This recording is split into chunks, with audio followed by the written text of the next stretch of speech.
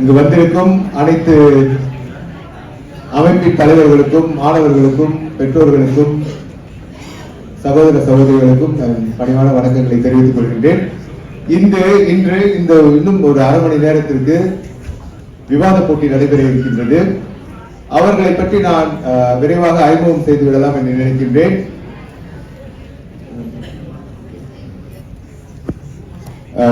போட்டியாளர்கள் வந்து நம்ம மேடைக்கு வந்துடலான்னு சொல்ல, எல்லாரும் வந்துருங்க, அப்புறமா நான் உங்களை அறிமுகப்படுத்துறேன்.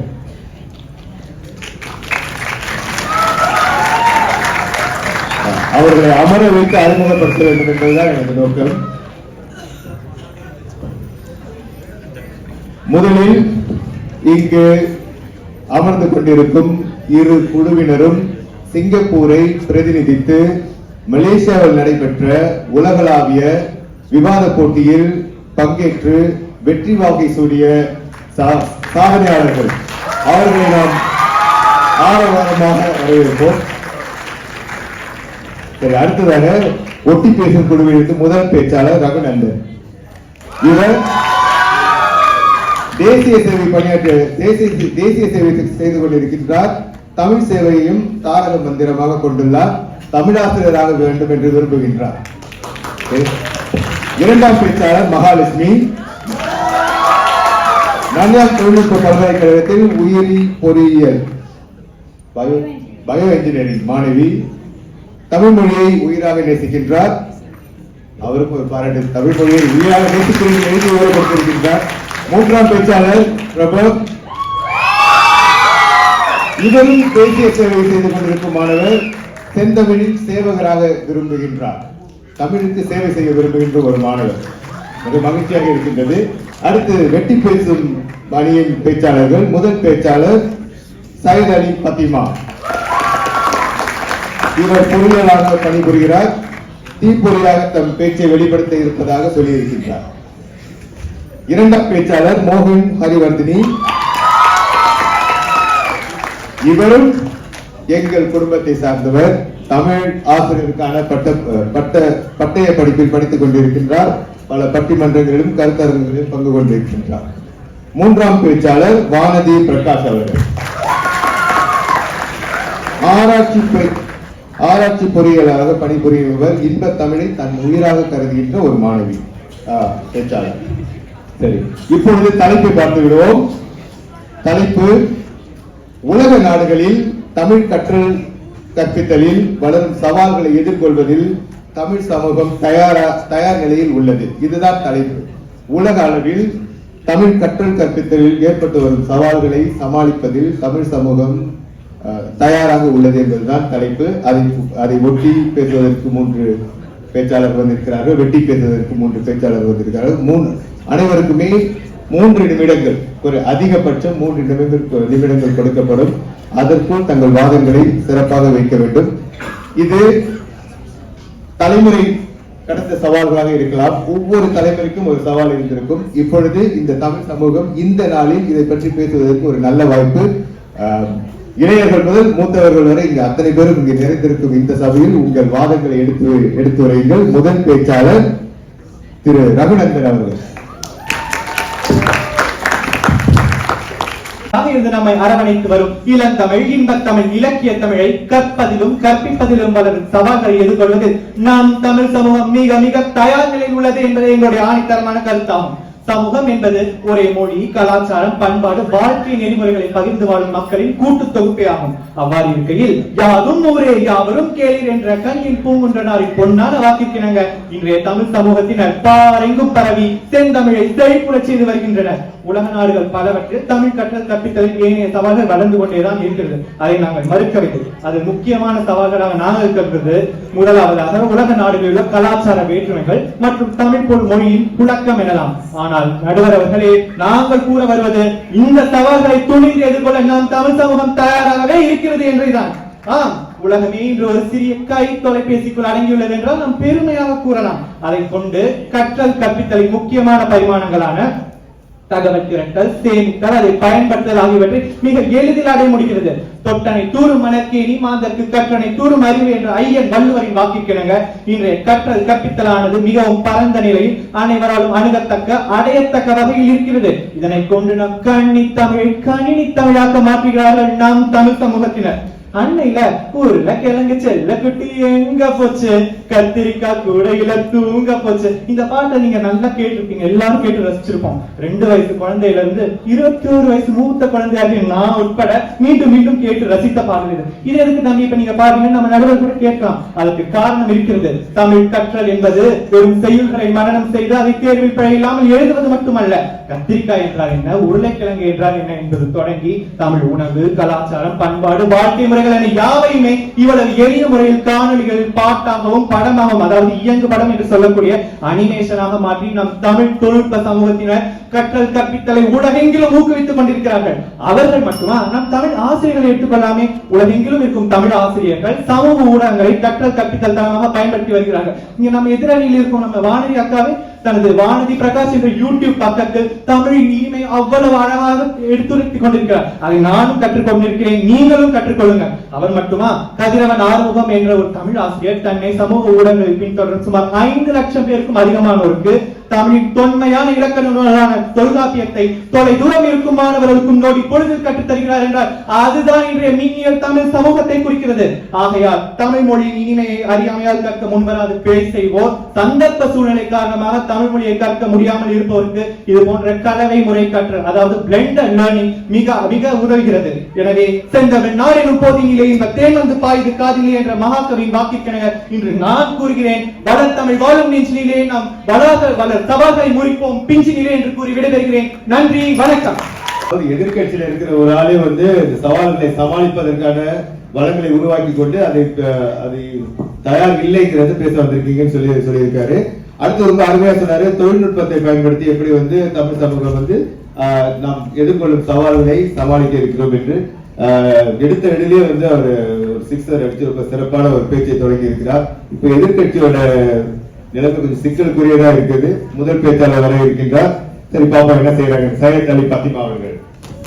முதலில் இறைவனை வணங்கி மற்றும் சிறப்பு விருந்தினராக வருகை தந்திருக்கும் அனைவருக்கும், என் சகோதர சகோதரிகளுக்கும் என் இனிய அன்பு வணக்கங்களை முதலில் தெரிவித்துக் கொள்கிறேன்.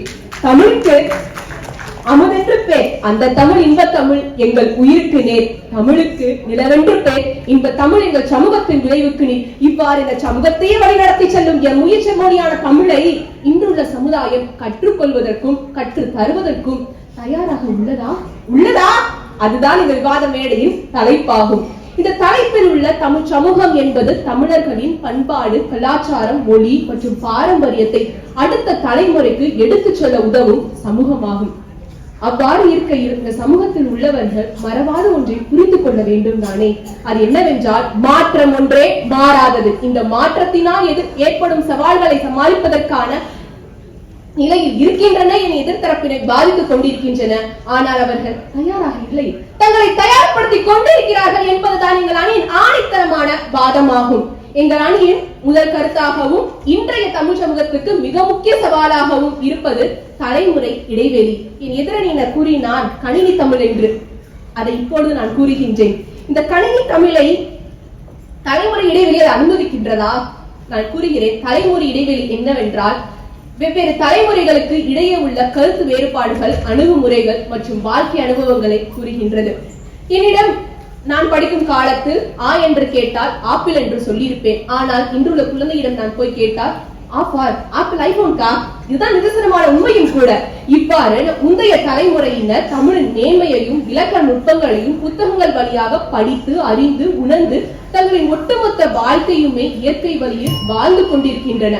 ஆனால் இன்றுள்ள இளைய சமுதாயமோ தமிழை கற்று என்ன செய்ய போகிறோம் என்ற எண்ணத்தில் பலர் தமிழை கற்கவே விரும்பவில்லை.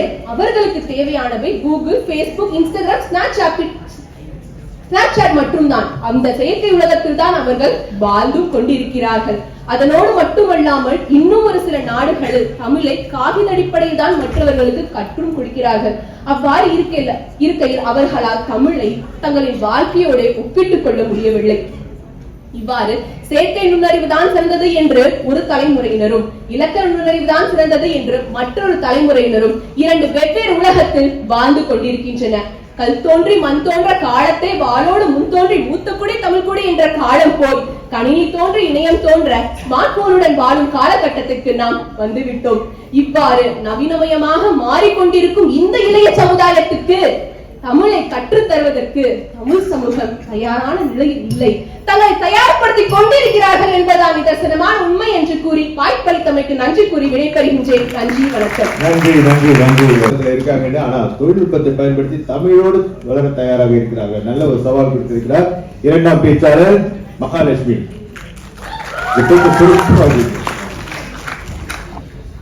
அனைவருக்கு எனது முதற்கண் முத்தான வணக்கம். யாமறிந்த மொழிகளிலே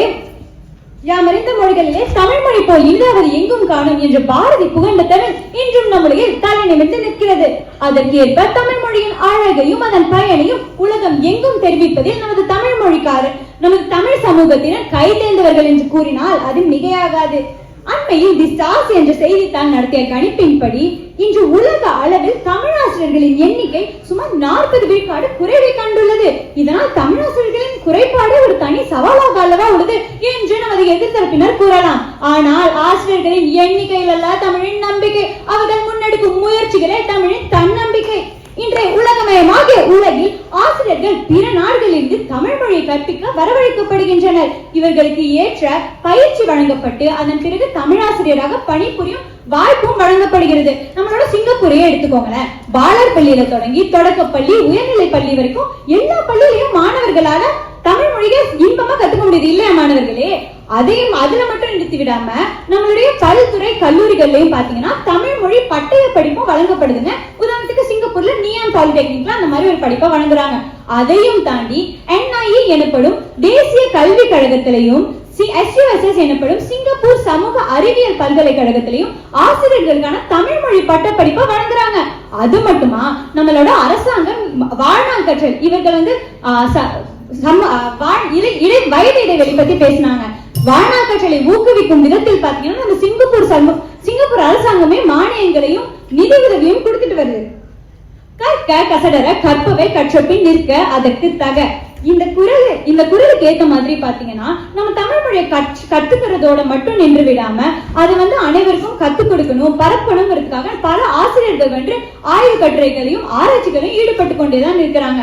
அண்மையில கூட நம்மளோட இந்திய நாட்டுல தமிழகத்தோட முதலமைச்சரான ஸ்டாலின் அவர்கள் பாத்தீங்கன்னா ஸ்மார்ட் சிட்டி மிஷன் ப்ரோக்ராம் என்ற அடிப்படையில 1230 சதுர அடி கொண்ட ஒரு நூலகத்தை உருவாக்கி இருக்காரு. இந்த நூலகத்துல பல்லாயிரக்கணக்கான தமிழ் நூல்களும் இருக்கிறதுங்க. இதை ஆசிரியர்களும் பயன்படுத்தி ஆசிரியர் பணியே அறப்பணி, அதற்கே உன்னை அர்ப்பணின்னு மார்த்தட்டி கொண்டு அவர்களோட வேலைகளை புயலென செய்கிறார்கள். அட இது மட்டுமா, ஹிட்டோஷி புரிட்சுமா என்று ஒரு ஜப்பானியர் பாத்தீங்கன்னா நம்மளுடைய திருக்குறளை வந்து ஆங்கில மொழியில இந்த குறள் அப்படின்னு ஒரு புத்தகமாவே வெளியிட்டு இருக்காருங்க. இவ்வளவு தூரம் வளர்ச்சி அடைந்திருக்கு நம்ம தமிழ் மொழி. இவ்வளவு ஏன் நம்ம சிங்கப்பூரையே எடுத்துக்கோங்க. அடுத்த ஏப்ரல் மாதம் என்ன வருது? தமிழ் மொழி மாதத்தை கோலாகலமா கொண்டாட இருக்காங்க. இந்த தமிழ் மொழி மாதத்திலையும் பாத்தீங்கன்னா நம்மளுடைய பள்ளி மாணவர்களுக்கு வந்துட்டு கரகாட்டம், ஒயிலாட்டம், சிலம்பாட்டம்னு பல தமிழ் கலைகளை கத்துக் கொடுக்க போறாங்க. அதனால் மொழி கற்பித்தலில் மட்டும் நின்று விடாமல் அதையும் தாண்டி கலாச்சாரத்தை இது போன்ற கலைகள் வழியிலும் கற்றுக் கொடுத்துதான் வருகிறார்கள் நமது தமிழ் சமூகத்தினர். எங்கெல்லாம் தமிழர்கள் தங்களது தாய்மொழியை கற்றுக்கொள்ள வேண்டும் என்ற விருப்பம் இருப்பதால் தான் இன்றும் அதற்கான முயற்சிகளை மென்மேலும் எடுத்துக்கொண்டே வருகிறார்கள். இந்த நிகழ்ச்சி இதுக்கு ஒரு ஆதாரம் தானே. ஆனால் இங்கு நான் ஒன்றை அடித்து கூறுகிறேன். நமது தமிழர்களுக்கு நிச்சயமாக இது போன்ற கற்றல் கற்பித்தல் சவால்களை எதிர்கொள்ளும் திறன் இருக்கிறது என்று கூறி அமர்கிறேன். நன்றி, வணக்கம். நன்றி நன்றி. அடுத்ததாக சொல்ல வேண்டாம், உலகெங்கும் தமிழர்கள் இருக்கிறார்கள், சிங்கப்பூரில் தமிழர்கள் வாழ்கிறார்கள் என்று பேரறிஞர் அண்ணா ஒரு சொன்னதாக சொல்லி இருக்கிறார்கள். அந்த முக்கியமான ஒரு கருத்தை அவங்க சொன்னாங்க. அதாவது சிங்கப்பூரில் பாலர் பள்ளி முதல் பல்கலைக்கழகம் வரை தமிழ் படிப்பதற்கான வாய்ப்பு வசதிகளை கொடுக்கும் ஒரு நாடாக இருக்கின்றது. அந்த நாட்டில் நாம் வசிப்பதற்கு நாம் பெருமைக்குரியவர்களாக இருக்கிறோம். அதற்கு நம் முன்னோர்களுக்கு நன்றி சொல்ல வேண்டும். இந்த தருணத்தில் திரு லீ குவான் யூ அவர்களை நாம் நினைவு கூற கடமைப்பட்டிருக்கிறோம். அதாவது சிங்கப்பூரில் அவர் புத்தகம் எழுதும் போது பைலிங்குவலிசம் மை லைஃப் லாங் ஜேர்னின்னு ஒரு புத்தகம் எழுதியிருக்கிறார். அதை தொடர்ந்து இருமொழி கல்விக்காக, தாய்மொழிகளுக்காக கிட்டத்தட்ட ஒரு 100 மில்லியன் நிதி ஒதுக்கி தமிழ் தாய்மொழி வளர்ச்சிக்காக அரும்பாடுபட்ட ஒரு பெருமகன். அவரை இந்த தருணத்தில் நினைவு கூறுவது நாம் அனைவருக்கும் அவருக்கு செய்யும் நன்றியாக, சிங்கப்பூருக்கு செய்யும் நன்றியாக இருக்கும். அடுத்து மிக பிரமாதமான கருத்துக்களை முன்வைத்தார். ஆசிரியர்களை பாராட்டி பேசினார். ரொம்ப மகிழ்ச்சியாக இருந்தது. ஆசிரியர்கள் பள்ளிகளில் ஏற்படும் சிரமங்களை பற்றி பேசினார். பற்றாக்குறை இருக்கின்றது, ஆனால் பற்றாக்குறையை ஏற்பதற்கான முயற்சிகளை நாம் எடுத்துக்கொண்டிருக்கிறோம். நல்ல ஒரு கருத்து அவங்க எடுத்து கொடுத்த மாதிரி இருக்கு. இரண்டாவது பேச்சாளர் என்ன சொல்றாங்க பார்ப்போம். இரண்டாம் பேச்சாளர் ஹரிவர்தினி. அவையோர் அனைவருக்கும் முதலில் என் பணிவான வணக்கங்கள். மகாலட்சுமி ரொம்ப அருமையா பேசினாங்க. அர்ப்பணி அரப்பணி தமிழா தாண்டவமானது. ஆனா பேச்சுல பெரும்பாலும் சிங்கப்பூரை பத்தி, ஆனா தலைப்பு சொல்றது உலக நாடுகளை பத்தி இல்லையா? சிங்கப்பூரை பத்தி எங்களுக்கும் தெரியுங்க, நாங்களும் இங்க தானே இருக்கோம். சரி, என்னோட உரைக்கு வருகிறேன்.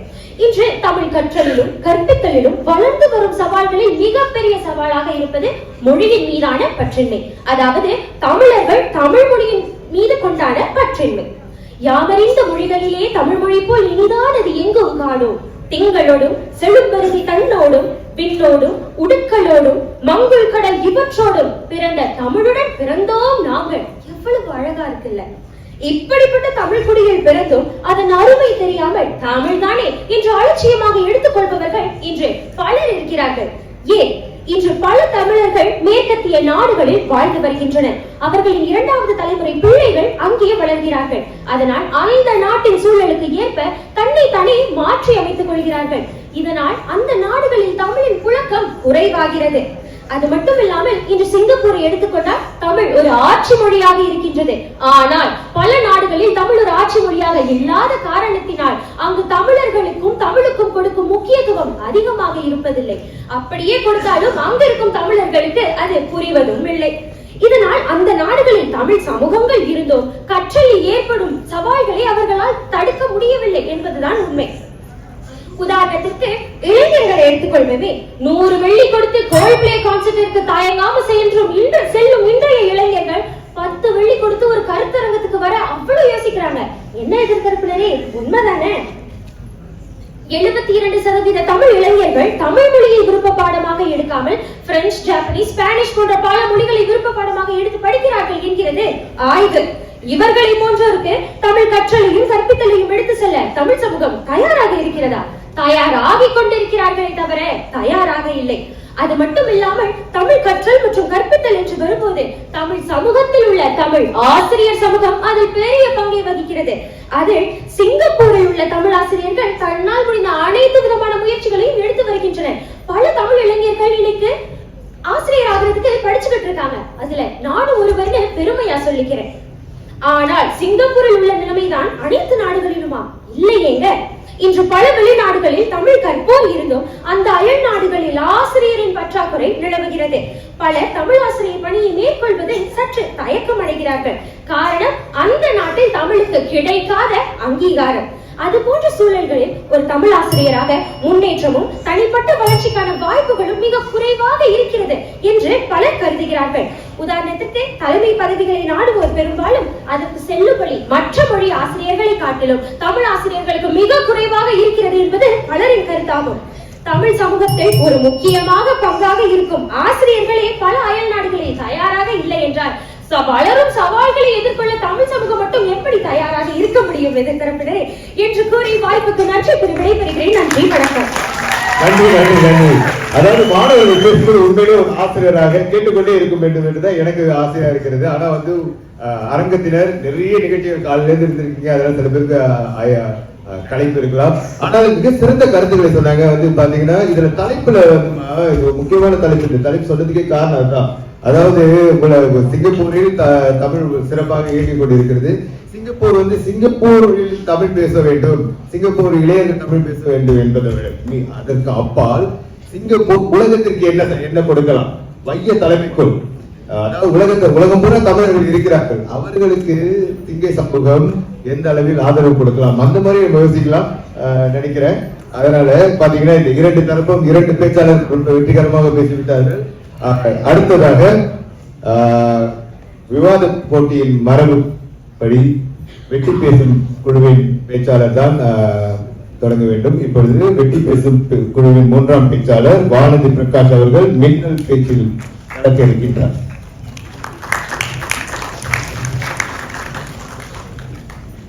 உள்ளத்தில் உண்மை ஒளி உண்டாயின் வாக்கினில் ஒளி உண்டாகும்.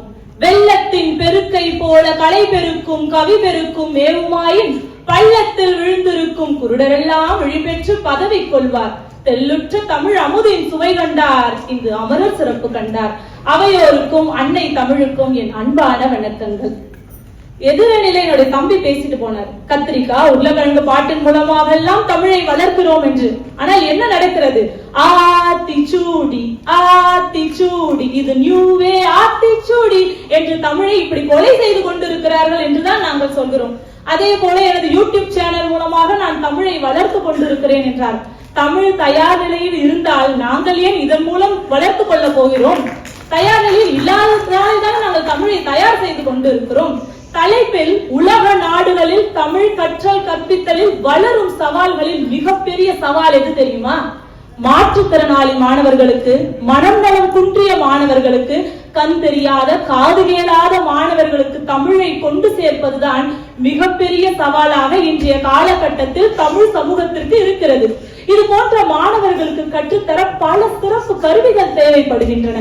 தொடு உணர்வு திரைகள், காட்சிசார் கருவிகள், ஒளி மற்றும் சத்தம் மாற்றும் கருவிகள், சைன் லாங்குவேஜ் என்று சொல்லப்படுகின்ற செய்கை மொழி செயலிகள் போன்றவற்றை பயன்படுத்திதான் இது போன்ற மாணவர்களுக்கு சொல்லிக் கொடுக்க முடியும். சிங்கப்பூர் போன்ற வளர்ந்த நாடுகளில் உள்ள தமிழ் சமூகத்தினர் இது போன்ற செயலிகளின் மூலம் பிள்ளைகளுக்கு சொல்லிக் கொடுக்கிறார்கள். ஆனால் உலக அளவில் எல்லா நாடுகளிலும் உள்ள தமிழ் சமூகத்தினர் இது போன்று கற்றுத்தர தயாராக இருக்கிறார்களா என்று கேட்டால் இல்லை என்று பதிலளிக்கத்தான் பல சான்றுகளும் பல ஆதாரங்களும் இருக்கின்றன. உலக அளவில் 42% கல்வியாளர்கள் தான் இது போன்று கற்றுத்தர தயாராக இருக்கிறார்கள் என்கிறது ஆய்வு. அதற்காக மீதம் உள்ள 58% கல்வியாளர்கள் தயார் நிலையில் இல்லை என்று நாங்கள் சொல்ல வரவில்லை. போதுமான வசதிகள் அவர்களுக்கு இல்லை. அவர்கள் நாட்டில் வணிக வளம் குறைவாக இருக்கிறது, வேலை வாய்ப்புகளும் வாழ்க்கை தரமும் குறைவாக இருக்கிறது, விலைவாசி உயர்வு, பொருளாதார சரிவு என்று அந்த நாடு இது போன்ற பல சவால்களை சந்தித்துக் கொண்டிருப்பதால் இது போன்ற சிறப்பு கல்வியை எதிர்நோக்கும் மாணவர்களுக்கு கற்றுத்தர வேண்டிய சூழல் அவர்களுக்கு இல்லாமல் போய்விடுகிறது. அது மட்டுமில்லாமல் தமிழ் சமூகத்தினர் ஒவ்வொருவரும், ஒவ்வொரு ஆசிரியர்களும், ஒவ்வொரு கல்வியாளர்களும் எங்களுக்கு துரோணாச்சாரியர்கள் தான். ஆனால் வளர்ச்சி அடையாத நாடுகளில் அவர்களுக்கே ஆதரவு கிடைக்காத சூழ்நிலை நிலவி வருவதால் தமிழ் கற்றல் கற்பித்தலில் ஏற்படும் சவால்களை அவர்கள் சமாளிக்க முடியாத நிலைமை அவர்களுக்கு ஏற்பட்டு விடுகிறது என்பதுதான் கசப்பான உண்மையாகும். இதுதான் இன்றைய தமிழ் சமூகத்தின் நிலைமையும் ஆகும். சிங்கப்பூர் உலக அளவில் கல்வி, தொழில்நுட்பம், சுகாதாரம், பொருளாதாரம் மற்றும் தமிழ் சமூக முன்னேற்றத்திற்கு பல உதவிகளை வழங்கும் நாடாக அறிவிக்கப்பட்டிருக்கிறது. இது போல சிங்கப்பூரை போல பல வளர்ந்த நாடுகளும் வளர்ச்சி அடையாத நாடுகளுக்கு கை கொடுத்தால் தேமதுர தமிழோசை உலகமெல்லாம் பரவும் வகை செய்தல் வேண்டும் என்ற பாரதியின் உன்னத வரிகள் இன்று போல் என்றும் உயிர்ப்புடன் இருக்கும். தமிழ் கற்றல் கற்பித்தலில் வளரும் சவால்களை சமாளிக்க சிரமம் இருக்காது என்று சொல்லி நல்வாய்ப்பிற்கு நன்றி கூறி விடைபெறுகிறேன். நன்றி நன்றி நன்றி வானதி பிரகாஷ் அவர்களே, சிறப்பாக பேசியிருந்தீங்க. அதாவது நியூ ஏஜ் ஆத்திச்சூடியில் ஆரம்பிச்சு சமூக சிக்கல்களை சொன்னாங்க. ஏன் வந்து தமிழை வந்து சமூக ஊடகங்களில் கொண்டு செல்ல வேண்டிய அவசியம் இருக்கிறது என்பதை சொல்லியிருக்கிறார். நிறைய சவால்களை உங்கள் முன் வைத்திருக்கிறார்கள். அந்த சவால்களை எதிர்கொள்ள சிங்கம் மூன்றாம் பேச்சாளர் பிரபு அவர்கள்.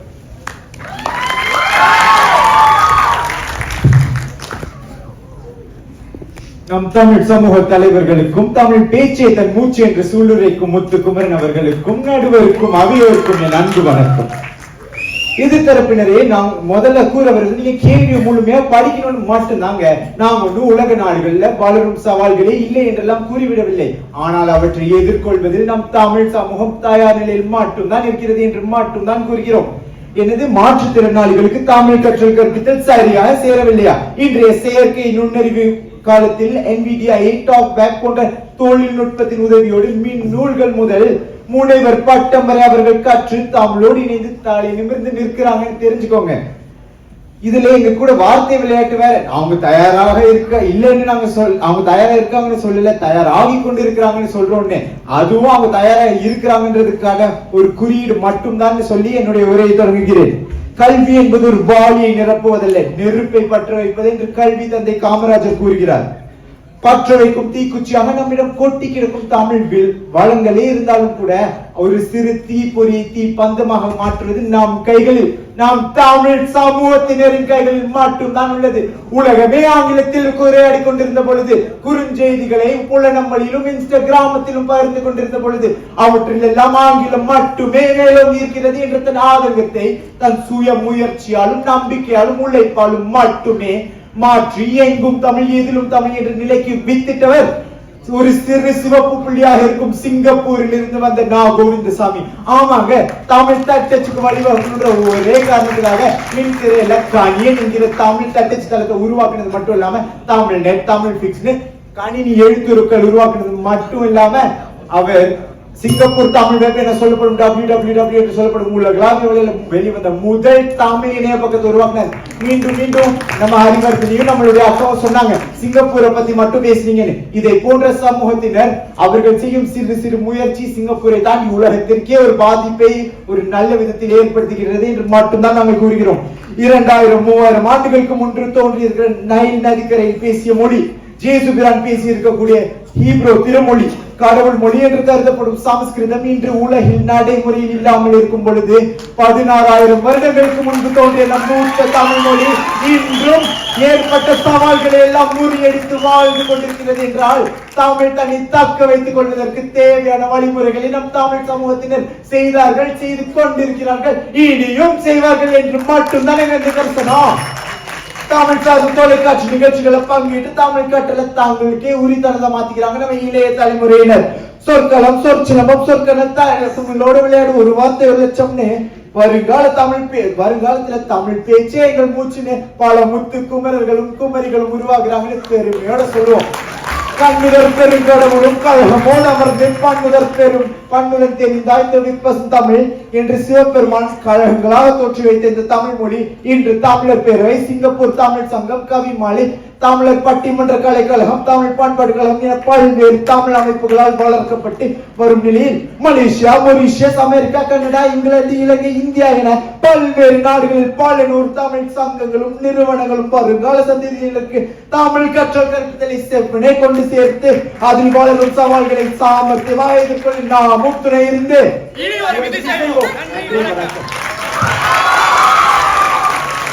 அப்போ மூச்சு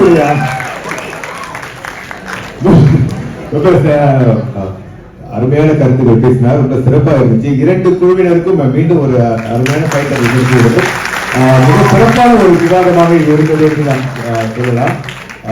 குறிப்பாக மீண்டும் ஒரு தருணம் நம் முன்னாள் பிரதமர் திரு லியூ குவாங் அவர்களை நினைவு கூறுவது மிக அவசியமான ஒன்று. இன்றைக்கு நாம் தாய்மொழியின் அவசியத்தை பற்றி பேசிக் கொண்டிருக்கிறோம். அதாவது 1965க்கு முன்பு தாய்மொழி கல்வியின் அவசியத்தை உணர்ந்து ஒவ்வொரு சமூகமும் ஆங்கிலம் படிப்பது, ஆங்கிலம் உலகிற்கான தொடர் இணைப்பு மொழி, ஒரு இணைப்பு மொழி. ஆனால் நம்மளுடைய வளங்களையும் நம்மளுடைய விழுமியங்களையும் நம்ம மரபு பண்பாட்டை அறிந்து கொள்வதற்கு தாய்மொழி தான் சிறந்த ஒரு மொழி என்பதற்காக மட்டுமல்லாமல் ஒரு நாடு முன்னேற வேண்டும் என்றால் அது அதோட விழுமியங்களையும் மரபையும் பண்பாட்டையும் இழந்து விடாமல் இருக்கும் போதுதான் அது சிறந்த நாடாக வளர முடியும் என்பதை நினைவில் கொண்டு நாம் அனைவரையும் இருமொழி கல்வியின் பால் ஈர்த்த திரு லீ குவாங் அவர்களுக்கு மீண்டும் நம் நன்றியை தெரிவித்துக் கொள்ள வேண்டும். இங்கே பெரியவர்கள் இருக்கிறீர்கள், மாணவர்கள் இருக்கிறீர்கள், பெற்றோர்கள் இருக்கிறீர்கள். உங்கள் அனைவருக்கும் நான் ஒரு பணிவான வேண்டுகோளை விடுக்க விரும்புகின்றேன். தமிழர்கள் கூடும் இடம் அத்தனையிலும் தமிழ் பேசும் மொழியாக இருக்க வேண்டும். நம் பிள்ளைகள் நம்மிடம் கற்றுக்கொள்வதை விட நம்மிடம் பெற்றுக் கொள்வதுதான் அதிகம். நீங்கள் தமிழில் பேச தொடங்கினால் அவர்கள் தமிழில் பேச தொடங்குவார்கள். மாற்றம் என்பது நம்மிடமிருந்து தான் வர வேண்டும். அதனால் சமூக தலைவர்களும் சரி, பெற்றோர்களும் சரி, அனைவருமே கூடும் இடங்களில் தமிழை பேசும் மொழியாக செய்வோம். அப்பொழுது நாம் நாவில் தமிழ் மொழியாக தமிழ் விளங்கும். இப்ப நான் தீர்ப்பு சொல்றேன், டைம் ஆகிட்டு இருந்தாலும் ஒரு ஆசிரியராக பார்க்கும்போது 2 குழுவுமே சிறப்பாக செய்திருந்தார்கள்.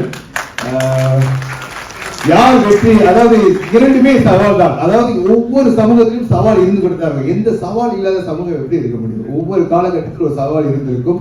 ஆனால் அத்தனை சவால்களையும் எதிர்கொண்டு சமாளிக்கும் திறன் கொண்ட ஒரு சமூகம் தமிழ் சமூகம் என்று மாத்தட்டிக் கொள்ளலாம். எப்படி என்றால், நான் சின்ன பிள்ளையா இருக்கும்போது சொல்லியிருக்காங்க, என்ன தமிழ் பேசுறீங்க பேசுறது. ஆனா அன்றைக்கு இருந்த அதே குறைபாடுகள் இன்றைக்கு இருந்தாலும் இத்தனை இளைஞர்கள் மேடையில் இவ்வளவு பரவசமாக பேசும்போது என்றென்றும் தமிழ் சமூகம் எதிர்வரும் சவால்களை சமாளிப்பதற்கு தயாராக இருக்கின்றது என்பதுதான் வெற்றி பெற்ற குழுவாக இருக்கிறேன். இருந்தாலும் சவால்கள் தொடர்பு என்பதால் அவர்களுக்கு 2 பேருக்குமே நான் பரிசு கொடுத்து விடலாம் என்று உங்கள் சார்பாக பரிசு கொடுத்து விடலாம் என்று நினைக்கின்றேன்.